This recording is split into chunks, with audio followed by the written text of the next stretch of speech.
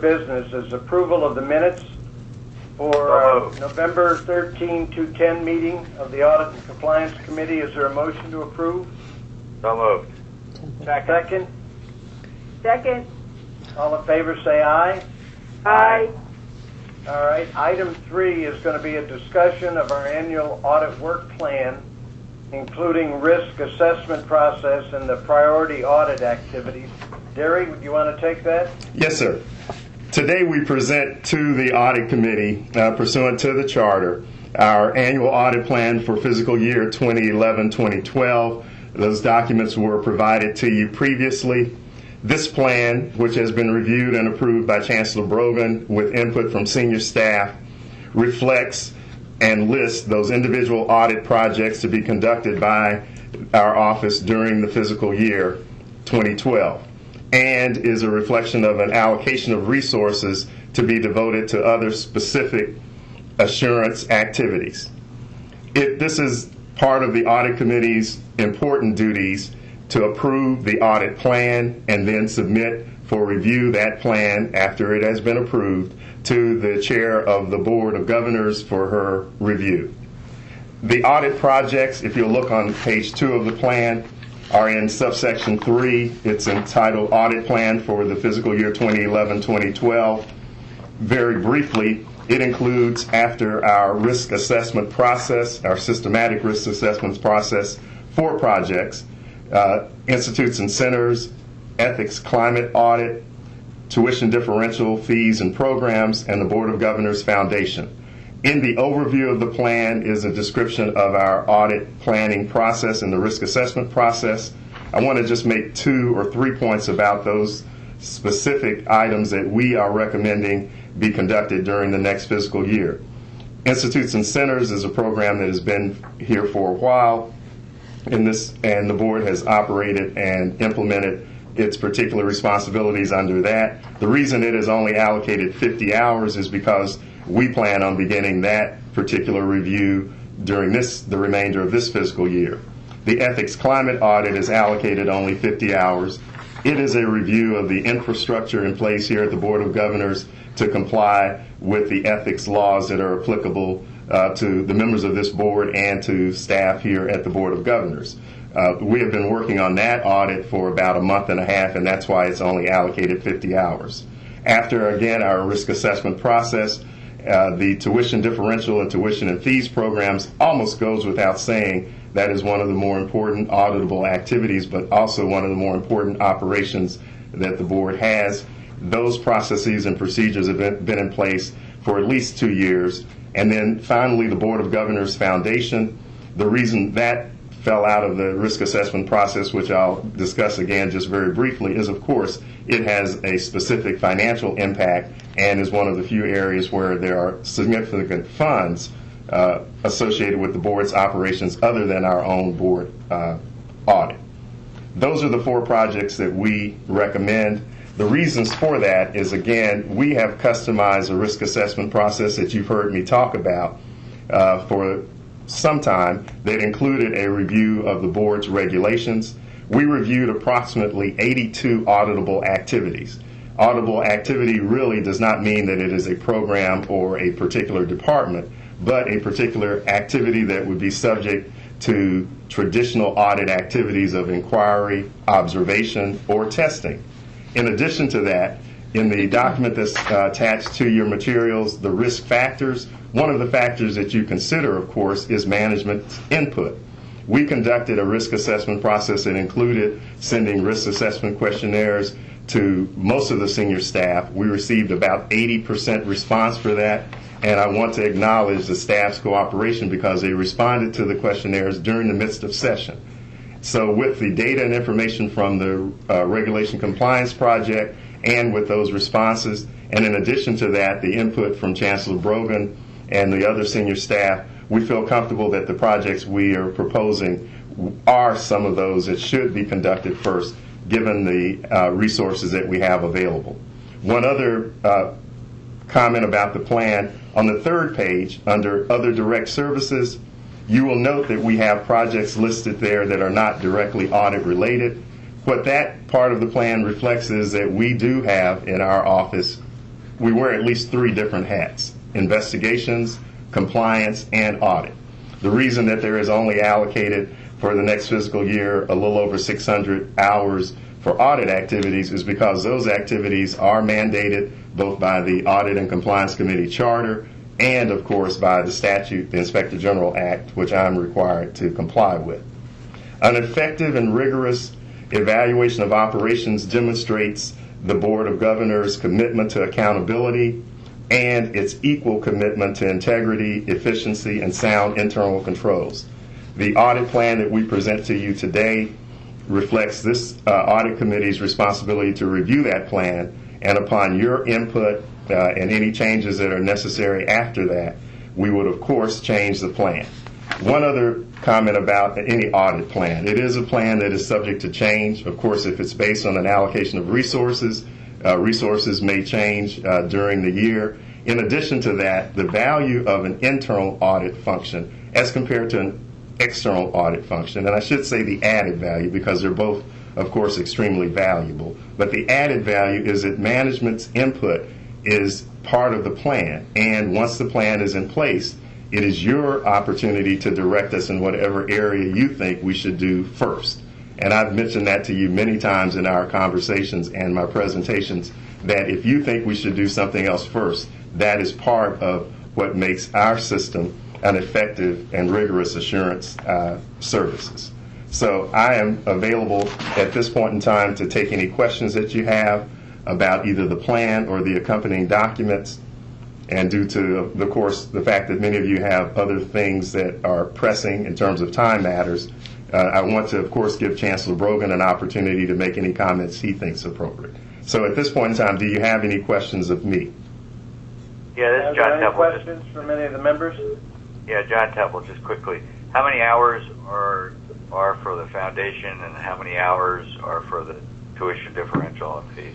Yes, sir. We estimate that those projects would take about 250 hours each. Okay.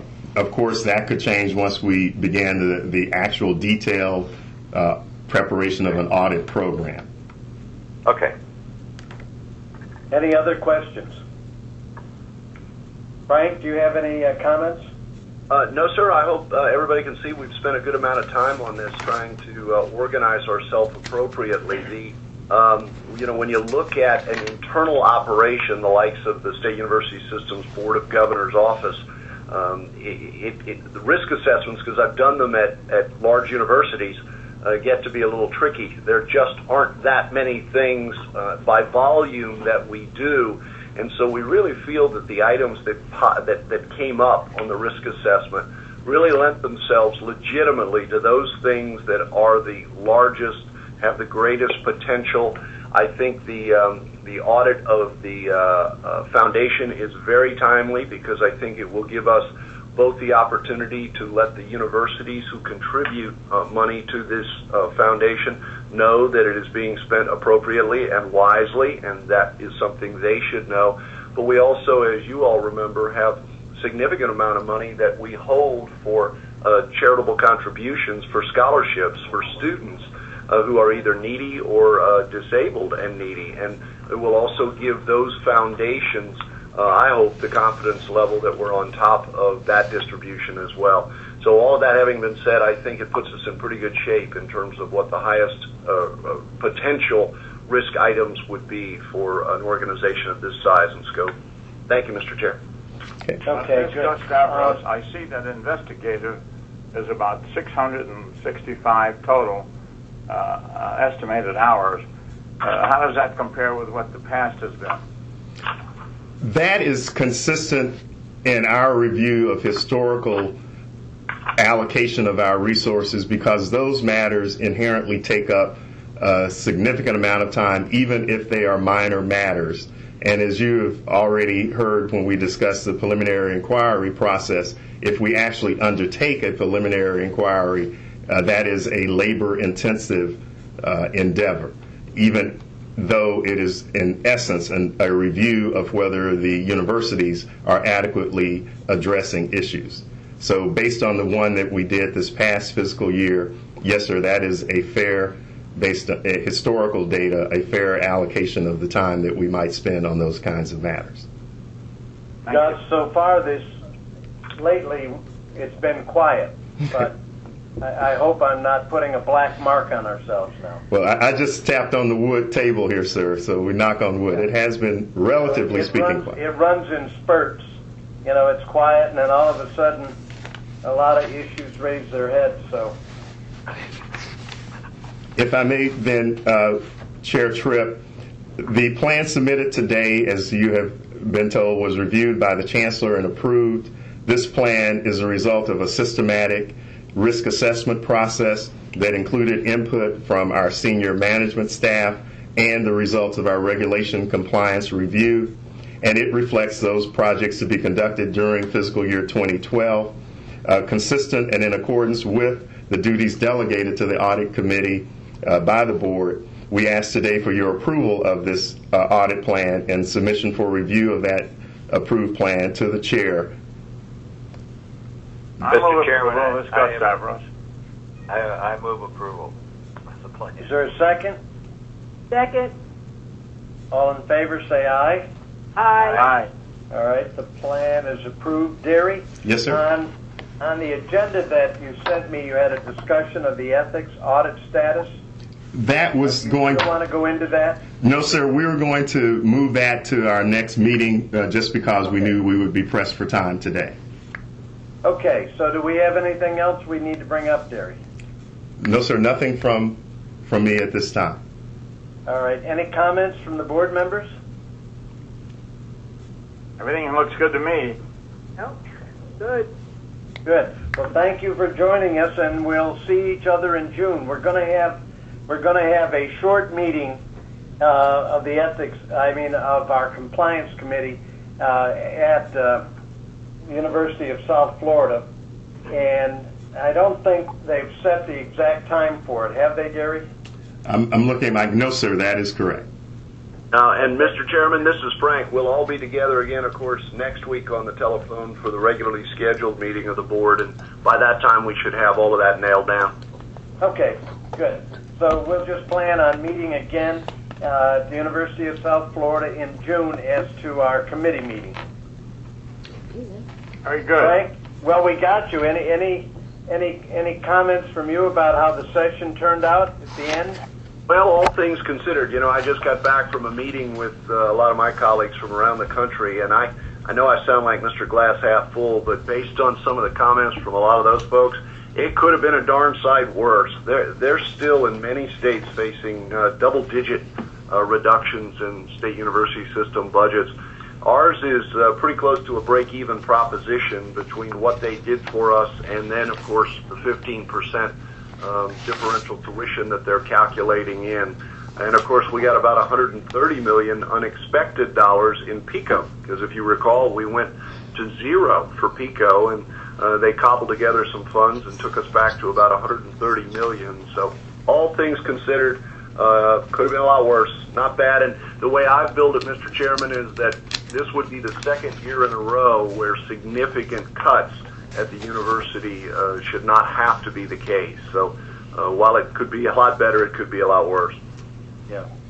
I get information from Appalachian State University, and my understanding, North Carolina cut their higher education budget over 17%. Yes, sir. That's where I came back from, and boy, they were singing the blues. They really took it, and so did several of the other states. So, yeah, all things considered, we didn't come out too badly. Well, the only thing I'm sad about, I made a personal pitch to both to the governor, to Hardopoulos and Dean Cannon, that matching funds were very important to all the universities as they would be going out for their foundations to raise money. Well, I made no effort. I made a big effort, but it didn't sink in because they have temporarily suspended all matching funds, which I think really is sad. Yeah, it is. This is the first time they actually took an official action since they stopped paying the match, and the official action, as Governor Stavros mentioned, was to officially suspend the matching grants programs. That includes both those that are already due and any going future. They're trying to reconfigure what they do with the hope that maybe they can identify those that are still sitting there in the pipeline unmatched as a priority and go at it again. But it's worrisome that they actually took an official action this session to officially suspend it. Does that mean, Frank, that they're going to have to take an official action again now to even bring it back before they think about the budget? I would think so. You know, that's what's troubling about this official action, Norm, is the fact that it is unusual. They've not done this before. They haven't paid the match, but they've never actually taken an official position. And it's a little hard to read exactly the intent of that action and what it's going to mean going forward at this point. We hope to get some more feedback from the leadership now that session is over and see what the Speaker and the President's intention were going forward on the official action of suspension. I have been personally working on an $8 million contribution towards a literacy program at one of my centers, in fact at USF. And we had told the individual that his $8 million would have a match. This was before the budget came out. We had to advise him about this temporary setup that has hurt us. I don't know what's going to happen. We're still going to try to get that match for literacy, not the match, but to get the contribution. As far as the match is concerned, it's probably where Bill Huff's $30 million contribution to the University of Florida is sitting right now without a match. So it's going to hurt. It's going to hurt all the foundations, every one in the state. Yep, I think it's tough. All right, well, if we have nothing further, is there a motion to adjourn? So moved. And we stand adjourned, and we'll talk to you next week on our phone conference. Thanks for joining, everybody. Bye-bye. Thank you. Bye. Thank you.